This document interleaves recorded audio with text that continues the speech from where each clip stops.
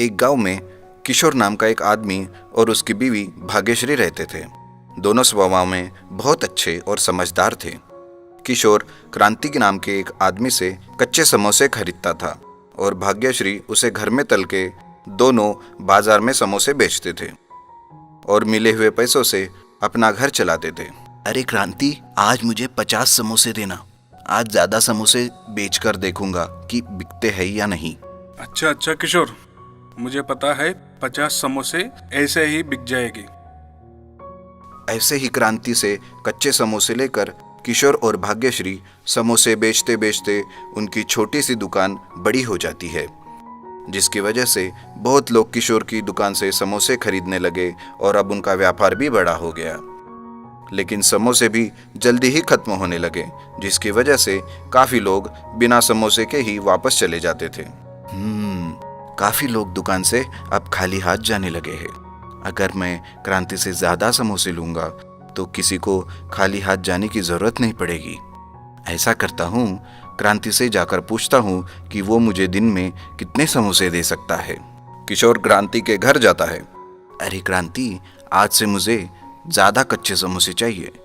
काफी लोग दुकान से अब खाली हाथ जाने लगे हैं। लगता है मुझे ज्यादा समोसे रखने पड़ेंगे आज से। हाँ किशोर, बताओ मुझे कितने समोसे चाहिए तुम्हें?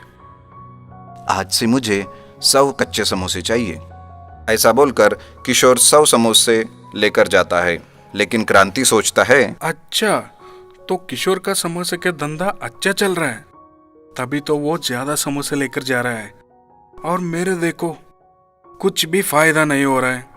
जबकि कच्चे समोसे मैं ही बनाता हूँ, सारी मेहनत मेरी रहती है और किशोर का फायदा। मुझे कुछ करना पड़ेगा, मेरे फायदे के लिए मुझे कुछ करना ही पड़ेगा। ठीक है, कल से किशोर के समोसे में कम कीमत वाला मसाला डाल के देता हूँ। अगले दिन से क्रांति जैसे सोचता है वैसा ही कम कीमत वाला मसाला डाल के किशोर को समोसे बेचता है। किशोर और उसकी बीवी घर में समोसे तलने लगते हैं। तभी, अरे आज के समोसे कुछ अच्छे नहीं लग रहे। लगता है कुछ गड़बड़ हुई है। कल से बहुत ध्यान से करना पड़ेगा। दूसरे दिन किशोर समोसे तलता है, लेकिन वो समोसे भी वैसे ही बन जाते हैं। ये सोचकर किशोर भाग्यश्री से कहता है, आज के समोसे भी वैसे ही बने हैं। लोग समोसे नहीं खाएंगे ऐसे। अगर ऐसा ही चलता रहा तो दुकान ठीक से नहीं चलेगी। इसलिए भाग्यश्री, कल से तुम ही समोसे बनाना सीखो। भाग्यश्री समोसे बनाना सीखती है और किशोर क्रांति से जाकर कहता है, अरे क्रांति, आज से हमें तुम्हारे समोसे नहीं चाहिए। मेरी बीवी ने समोसे बनाना सीख लिया है। अब किशोर की बीवी ने समोसे बनाना सीख लिया तो कोई भी गड़बड़ नहीं होती और दुकान भी अच्छी चलने लगी थी और किशोर का बहुत मुनाफा होने लगा था। हर रोज की तरह जैसे क्रांति कच्चे समोसे बेचने बाहर निकलता है तो वो किशोर की दुकान में लगी भीड़ को देखता ही रहता है। बाप रे बाप, इतने लोग! किशोर के समोसे तो बहुत लोग खरीदने लगे हैं। लगता है उसके बीवी समोसे बनाने में निपुण हो गई है, इसलिए मुझसे समोसे खरीदने बंद कर दिए हैं।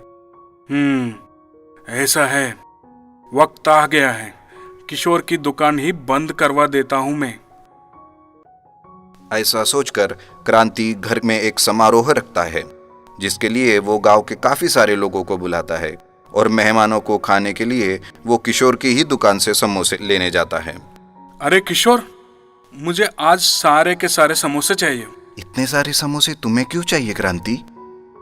मेरे घर में कुछ मेहमान आ रहे हैं ना, आज उनके नाश्ते के लिए समोसे चाहिए। अच्छा, ठीक है, ये ले लो। क्रांति किशोर की दुकान से समोसे लेकर घर जाता है और वो किशोर की समोसे की जगह पर अपने बनाए हुए खराब समोसे सारे मेहमानों को खिला देता है। समोसे खाने के बाद सारे मेहमानों के पेट में गड़बड़ होने लगती है। सारे मेहमान पेट पकड़कर बैठते हैं। थोड़ी देर बाद गांव के सरपंच आते हैं। वो सारा नज़ारा देखते हैं और पूछते हैं, अरे ये क्या हुआ तुम सब लोगों को? ऐसे पेट पकड़कर क्यों बैठे हो? सरपंच जी, हमने यहाँ नाश्ते में समोसे खाए, तभी से हमारे पेट में दर्द होने लगा है। अरे क्रांति, ये समोसे में क्या मिलाया तुमने? जो सारे लोगों के पेट में दुखने लगा है? मुझे नहीं पता सरपंच जी, ये समोसे तो मैं किशोर की दुकान से लाया हूँ। अरे सुनो, किशोर को बुलाकर यहां लेकर आओ। जैसा सरपंच कहते हैं वैसे ही दो सैनिक किशोर को पकड़ने के लिए उसके घर जाते हैं। ये देखकर किशोर की पत्नी भाग्यश्री भी उनके पीछे पीछे आ जाती है। क्या हुआ सरपंच जी, मुझसे कुछ गलती हुई है क्या? क्या तुमने आज क्रांति को समोसे बेचे? हाँ सरपंच जी, लेकिन हुआ क्या है? तुमने समोसे में क्या मिलाया है? जब से सारे लोगों ने समोसे खाए उनके पेट में दर्द होने लगा है। सारे के सारे लोग दर्द से तड़प रहे हैं। लेकिन मैंने तो रोज की तरह से ही समोसे बनाए हैं और काफी सारे लोगों ने खरीदे हैं, उन्हें तो कुछ नहीं हुआ। सरपंच किशोर को बंदी बनाने के लिए कहते हैं और सैनिक उसे लेकर जाते हैं। इधर किशोर की पत्नी सोचती रहती है कि ये किसने किया और कैसे किया। तभी क्रांति हंसते हुए अपने घर जाते रहता है। किशोर की पत्नी उसके पीछे पीछे क्रांति के घर चुपके से खिड़की से देखती है। क्रांति अपने बीवी को बताता है, अरे सुनो, आज मैंने किशोर के अच्छे से मजा चखाया। अब उसे समझ आएगा कि मुझसे पंगा लेने का मतलब क्या होता है।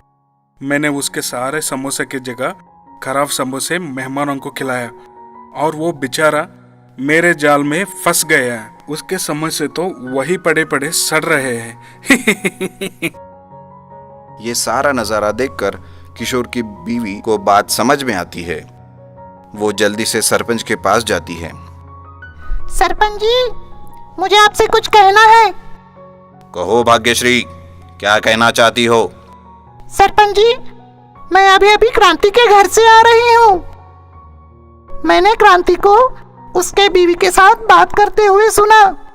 देखा तो वो हमारे समोसे की जगह पर खराब समोसे उसने मेहमानों को खिलाए ताकि हमारी दुकान बंद हो जाए, और उसने हमारे समोसे वही अपने घर पर छुपा के रखे हैं। ऐसा है क्या? चलो मेरे साथ, अभी उसके घर चलकर देखते हैं कि माजरा क्या है। सरपंच और भाग्यश्री क्रांति के घर जाते हैं। सरपंच देखते हैं कि किशोर के बनाए समोसे वही कोने में छुपा कर रखते हैं। क्यों क्रांति, ज्यादा होशियार बनते हो? किशोर को फंसाना चाहते हो? सिपाहियों, पकड़ लो इसे और दे दो उसे पुलिस के पास। मुझे माफ कर दीजिए सरपंच जी। दरअसल किशोर ने मुझसे समोसे लेकर अपनी दुकान बड़ी कर ली, लेकिन मेरा फायदा नहीं हो रहा था, इसलिए मैंने ऐसा किया। मुझे माफ कर दीजिए ना। सरपंच जी किशोर को छोड़ देते हैं और भाग्यश्री को उचित इनाम देते हैं। खाओ भूत, भूत के रूप में बदले दो मित्र। एक गांव में गौतम नाम का व्यक्ति मिठाई की दुकान चलाता था। एक दिन दुकान के पास दो मित्र बिट्टू और बन्नू आए। उस दुकान के सामने रहे गद्दी पर बैठकर बातचीत कर रहे थे। अरे बन्नू, मुझे बहुत डर लग रहा है। क्यों रे, क्या हुआ? अरे तुझे पता नहीं है क्या? तुम्हारी बातों से और डराओ मत, जल्दी बताओ क्या हुआ। वो क्या है कि नहीं रे, उस बारे में बताने से तू भी डर जाएगा। रहने दे, रात को तू वैसे ही सोता नहीं है। अरे बिट्टू, पहले बता तो। चल ठीक है, तेरी इच्छा है, अब बताता हूँ, बाद में डरियो मत।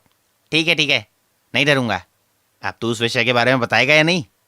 क्या हुआ बिट्टू, किसको डरा हुआ कह रहे हो, और डर क्या है? अपने गांव में दो भूत घूम रहे हैं अंकल। वो दोनों बहुत खाओ भूत हैं। हर रात के समय हर एक घर के सामने एक थाली में भोजन लगाना पड़ेगा। अपने घर में कोई खाने की चीज बनी हो तो उनके सामने लाना पड़ेगा। हमारे सो जाने के बाद वो आकर और खाकर चले जाएंगे, नहीं तो वो हमें मार डालेंगे। कुछ दिनों में अपनी कॉलोनी में ऐसा कर रहे हैं। आप लड्डू नहीं बना रहे हो क्या अंकल?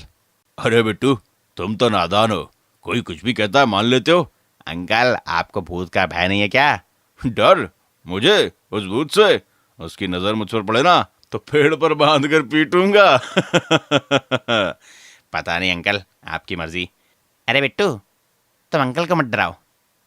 अरे बन्नू, मुझे कोई डर नहीं है, वो भूत मेरा कुछ नहीं कर सकता। ठीक है, अब ये बताओ क्या चाहिए तुम्हें?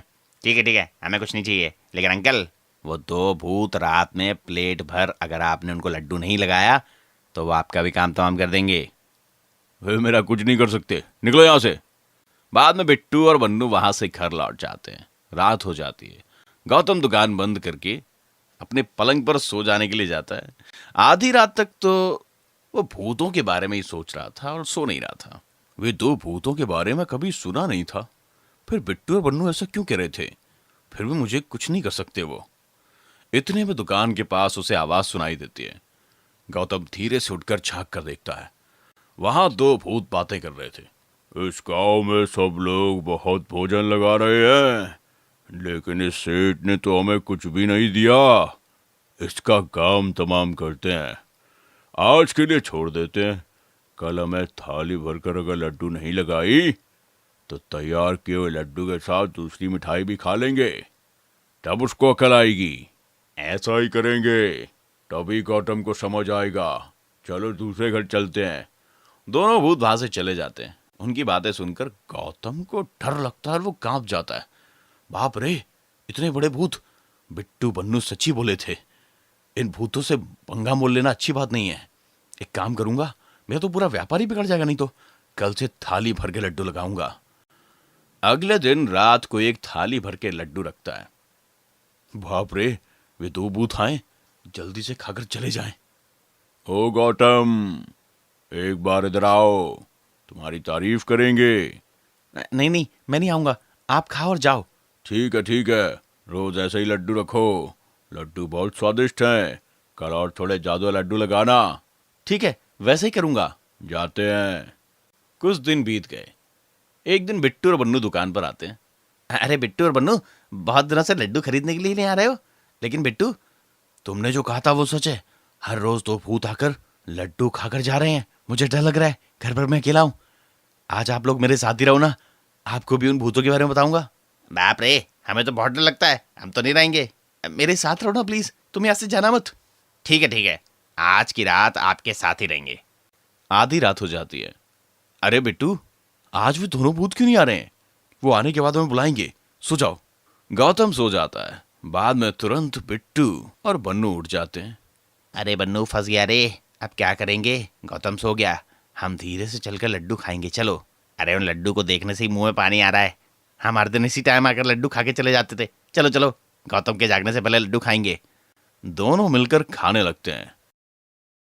उनकी आवाज से गौतम जाग जाता है और देखता है, आहा भूत, वो दो भूत तुम ही हो क्या? अपने मन में वो ये कहता है और सुबह हो गई। जागो, तुम लोग सो गए? वो दो भूत आकर लड्डू खा के चले भी गए। क्या बात है अंकल, हमें पहचाना क्या? नहीं, चांस ही नहीं है। अब हम चलते हैं अंकल। ठीक है, जाओ। बन्नू और बिट्टू दोनों जाते समय, अरे बन्नू, अंकल ने हमें पहचाना तो नहीं? पता नहीं रे, उसे उतना सीन नहीं है। रात हो गई। हर दिन के जैसे ही थाली भर के लड्डू लगाकर रखता था। दोनों भूत खाने के लिए आए। वे लड्डू लेते समय अचानक एक और भूत प्रत्यक्ष होता है। ओ, आप ही हो नए भूत? इतने दिनों से मेरा भोजन आप ही खा रहे हो क्या? इस दिन मैं आपको खाऊंगा।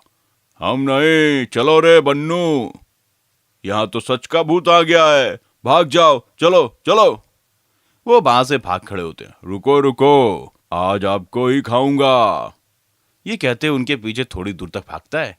इतने में दो भूत भाग जाते हैं। बाद में गौतम ने अपना वेश निकाल दिया। अरे बिट्टू, बन्नू, दोनों मिलकर मुझे ही डराओगे क्या? मेरे पूरे लड्डू खाओगे क्या? वहां से दुकान की ओर चल पड़ते हैं। अरे अंकल, जान गया कि हम ही भूत के वेश में हैं। अब से हमें उस ओर नहीं जाना चाहिए। और अपने अपने घर लौट जाते हैं।